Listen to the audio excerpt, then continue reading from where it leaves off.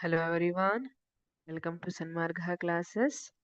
ಕೆಲವು ನೈಸರ್ಗಿಕ ವಿದ್ಯಮಾನಗಳು ಪಾಠದ 18ನೇ ಪ್ರಶ್ನೆ. ಮಿಂಚುಬಂಧಕ ಎಂದರೇನು? ಇದು ಹೇಗೆ ಕಾರ್ಯನಿರ್ವಹಿಸುವುದು?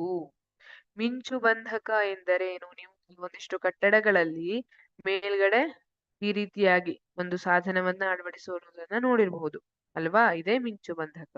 ಹಾಗಿದ್ರೆ ಮಿಂಚುಬಂಧಕ ಅಂದ್ರೇನು? ಇದು ಮಿಂಚಿನ ಆಘಾತಗಳಿಂದ ಕಟ್ಟಡಗಳನ್ನು ರಕ್ಷಿಸಲು ಉಪಯೋಗಿಸುವ ಸಾಧನವೇ ಮಿಂಚುಬಂಧಕ. ಮಿಂಚಿನ ಆಘಾತಗಳಿಂದ ಕಟ್ಟಡಗಳನ್ನ ರಕ್ಷಿಸ್ಲಿಕ್ಕೆ ಉಪಯೋಗಿಸುವಂತಹ ಸಾಧನ.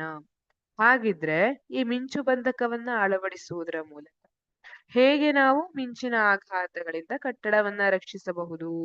ಇದು ಹೇಗೆ ಕಾರ್ಯನಿರ್ವಹಿಸುತ್ತದೆ ಅಂತ ನೋಡೋದಾದ್ರೆ, ಕಟ್ಟಡ ನಿರ್ಮಾಣ ಸಂದರ್ಭದಲ್ಲಿ ಕಟ್ಟಡಕ್ಕಿಂತಲೂ ಎತ್ತರವಾದ ಲೋಹದ ಸರಳನ್ನು ಗೋಡೆಗೆ ಅಳವಡಿಸಲಾಗಿರುತ್ತದೆ.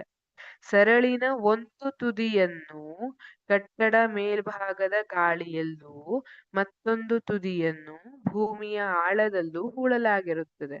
ಈ ಸರಳು ವಿದ್ಯುತ್ ಆವೇಶಗಳನ್ನು ಭೂಮಿಗೆ ವರ್ಗಾಯಿಸಲು ಸುಲಭ ಮಾರ್ಗ ಕಲ್ಪಿಸುತ್ತದೆ. ಇಲ್ಲಿ ಏನಾಗಿರುತ್ತೆ ಅಂದ್ರೆ, ಈ ರೀತಿಯಾದಂತಹ ಲೋಹದ ಸರಳು ಸಾಮಾನ್ಯವಾಗಿ ಅಲ್ಯೂಮಿನಿಯಂ ಅಥವಾ ತಾಮ್ರದಿಂದ ಮಾಡಿರ್ತಾರೆ. ಅದನ್ನ ಗೋಡೆಗೆ ಅಳವಡಿಸಲಾಗಿರುತ್ತೆ. ಕಟ್ಟಡಕ್ಕಿಂತ ಸ್ವಲ್ಪ ಎತ್ತರದಲ್ಲಿ ಅಳವಡಿಸಲಾಗಿರುತ್ತೆ. ಇಲ್ಲಿ ಈಗ ಸಿಡಿಲು ಅಥವಾ ಮಿಂಚು ಬೀಳುವಂತಹ ಸಂದರ್ಭದಲ್ಲಿ ಏನಾಗುತ್ತೆ? ಅದು ವಿದ್ಯುತ್ ಆವೇಶಗಳ ವಿಸರ್ಜನೆ ಅಲ್ವಾ? ಆ ವಿದ್ಯುತ್ ಆವೇಶಗಳನ್ನ ಇದು ಆಕರ್ಷಿಸಬಹುದು. ಇದು ವಾಹಕ ಆಗಿರೋದ್ರಿಂದ ತನ್ನ ಮೂಲಕ ವಿದ್ಯುತ್ತನ್ನ ಹರಿಲಿಕ್ಕೆ ಬಿಟ್ಟು ಇದನ್ನ ಎಲ್ಲಿ ಕನೆಕ್ಷನ್ ಕೊಟ್ಟಿರ್ತಾರೆ? ಭೂಮಿಗೆ ಕನೆಕ್ಷನ್ ಕೊಟ್ಟಿರ್ತಾರೆ. ಭೂಮಿಗೆ ಹೋದ ತಕ್ಷಣ ಅದು ಆವೇಶ ತಟಸ್ಥವಾಗ್ಬಿಡ್ತದೆ. ಆ ರೀತಿ ಇದು ತಂತಿಯ ಮೂಲಕ ಹೋಗಿ ನೇರವಾಗಿ ಭೂಮಿಯನ್ನ ತಲುಪ್ತದೆ. ಅಲ್ಲಿ ಆವೇಶ ತಟಸ್ಥ ಆಗ್ತದೆ.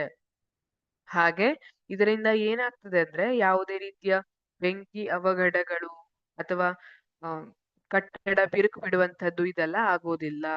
ಮಾನವರಿಗೆ, ಕಟ್ಟಡದಲ್ಲಿರುವಂತಹ ಮಾನವರಿಗೆ ಅಥವಾ ಜೀವಿಗಳಿಗೆ ಯಾವುದೇ ರೀತಿಯ ವಿದ್ಯುತ್ ಅಪಘಾತ ಆಗುವುದರಿಂದ ತಪ್ಪಿಸಬಹುದು. ಇದು ಮಿಂಚುಬಂಧಕ ಕಾರ್ಯನಿರ್ವಹಿಸುವಂತಹ ರೀತಿ ಆಗಿರುತ್ತೆ. Thank you.